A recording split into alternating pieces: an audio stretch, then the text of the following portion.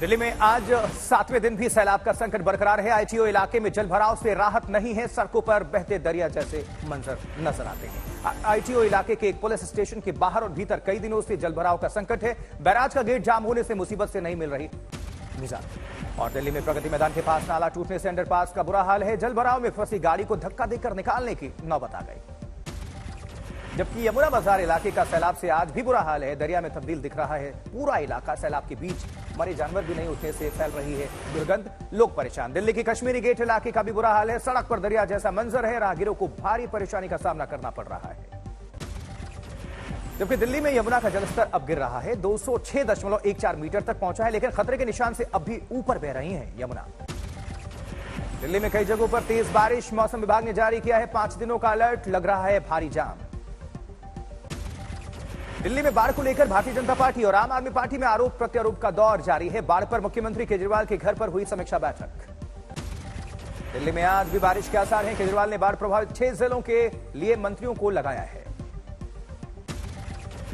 और इस बीच यूएई से लौटकर प्रधानमंत्री नरेंद्र मोदी ने दिल्ली की बाढ़ के हालात पर एलजी से जानकारी हासिल की है, फोन पर बातचीत के जरिए।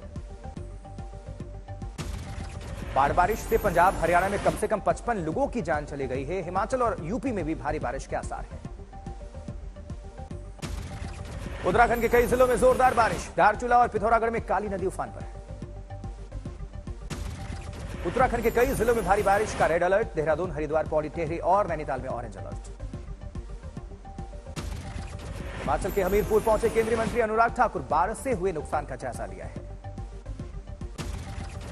हिमाचल प्रदेश सरकार की प्रियंका गांधी वाड्रा ने की तारीफ। कहा, मुख्यमंत्री सुक्खू के नेतृत्व में मंत्रियों, विधायकों, पुलिस प्रशासन ने किया बेहतरीन काम।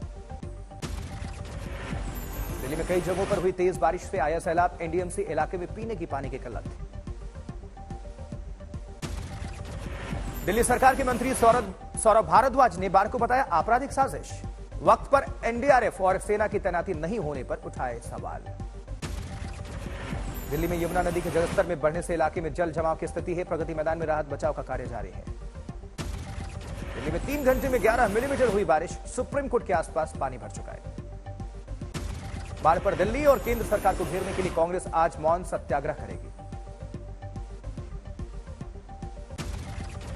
जबकि मथुरा में यमुना खतरे के निशान से ऊपर बह रही है। बढ़ा सैलाब का संकट। कई मंदिरों में जलभराव की स्थिति है। प्रशासन ने निचले इलाकों के लिए जारी की है एडवाइजरी। वहीं मुजफ्फरनगर में काली नदी का कहर। करीब 12 गांव में सैलाब का संकट है। जबकि वाराणसी में बढ़ा गंगा का जलस्तर। घाटों और निचले इलाके में सैलाब का संकट देखने को मिल रहा है। उधर इंदौर में दर्दनाक हादसा। तालाब में डूबने से 2 बच्चों की मौत। एसडीआरएफ ने निकाला शव। राजस्थान के हनुमानगढ़ में घग्गर नदी के सैलाब का बड़ा खतरा। तटबंधों की मरम्मत की जा रही है।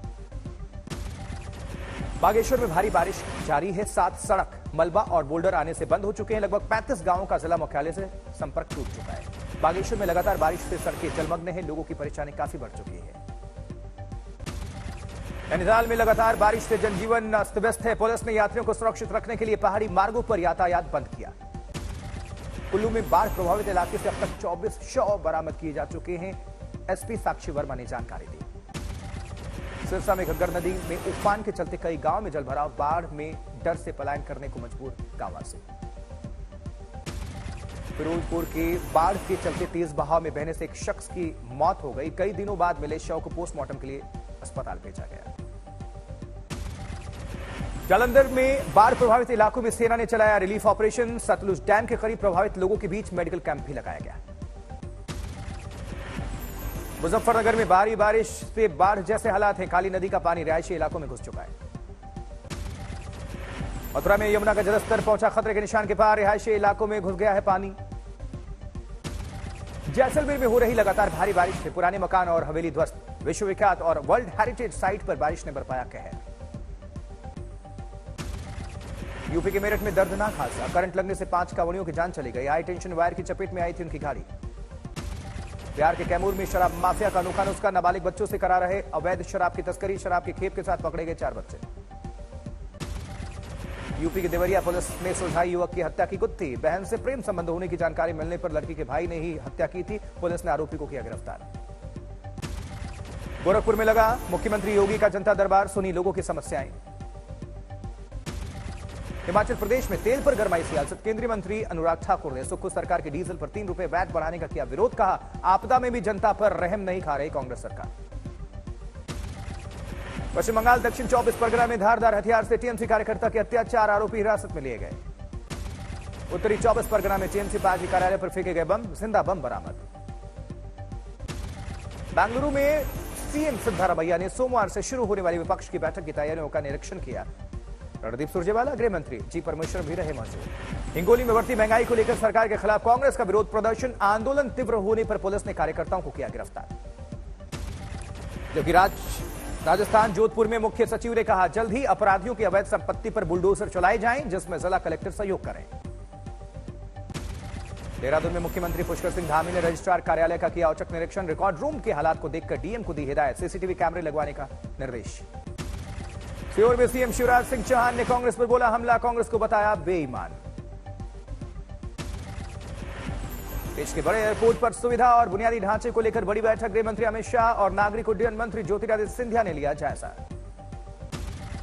गोवा में वर्ल्ड यूथ स्किल डे का आयोजन। मुख्यमंत्री प्रमोद सावंत ने युवाओं को थमाई अप्रेंटिसशिप की चिट्ठी। प्रधानमंत्री मोदी ने गोवा सरकार के काम को सराहा।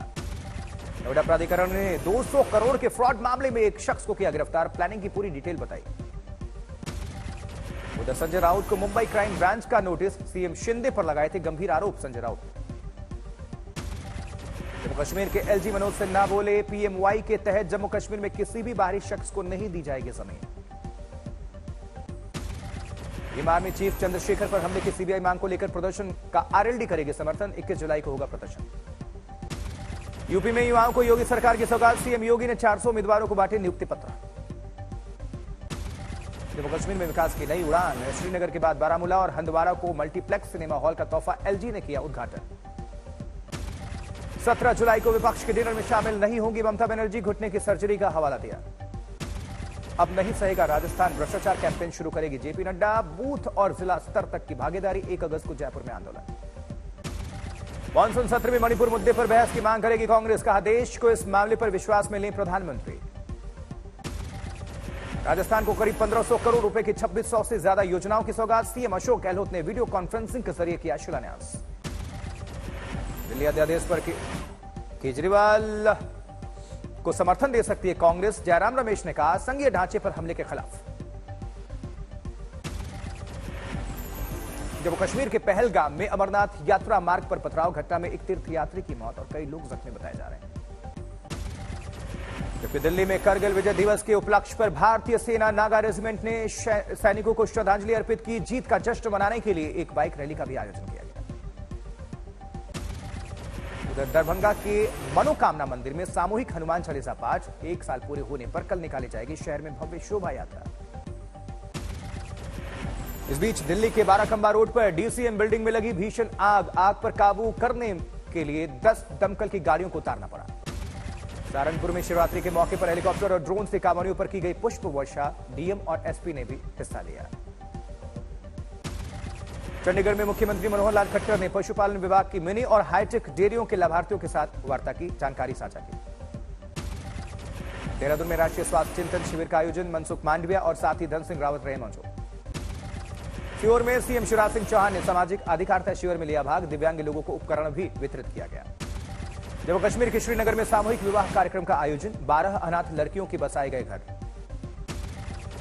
लक्षद्वीप में प्रशासन ने बंदरगाह, शिपिंग और विमानन के लिए बनाए जा रहे एलपीजी सिलेंडर करियर जहाज गोवा शिपयार्ड लिमिटेड में औपचारिक रूप से इसे लॉन्च किया गया।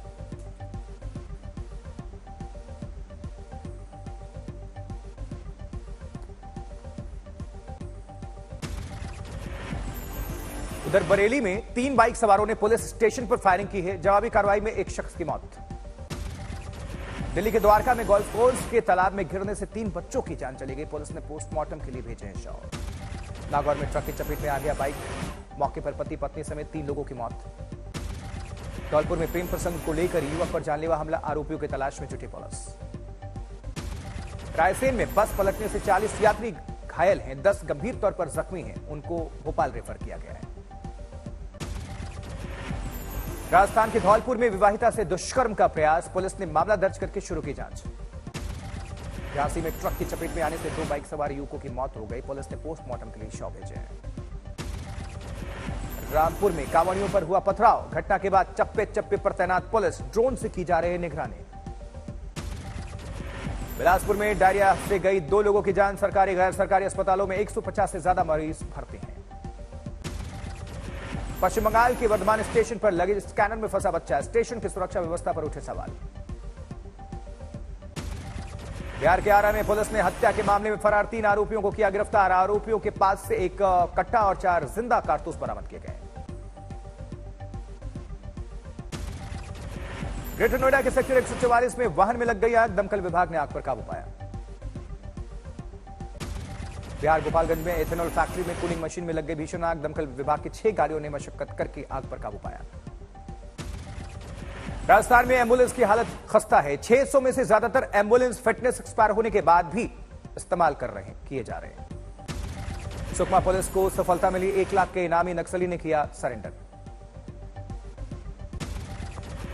जबकि बारामती में पुलिस ने जब्त की 800 किलो मछली, अवैध तस्करी करते 2 लोग गिरफ्तार। उधर सूरत में पुलिस ने समाज में अपराधियों का डर कम करने के लिए आरोपियों का जुलूस निकाला। हाथ जोड़कर सड़क पर चलते हुए नजर आए बदमाश। झांसी में टैंकर चालक को बचाती रही पुलिस और पीटते रहे दबंग, घटना सीसीटीवी में कैद। बांदा में दिन दहाड़े घर के बाहर खेल रहे मासूम का अपहरण, अपराधियों की तलाश में जुटी पुलिस। उधम सिंह नगर में बिहार से कांवड़ लेने जा रही श्रद्धालुओं की बस का चालान काटने पर हंगामा, एमएलए ने मामले को कराया शांत।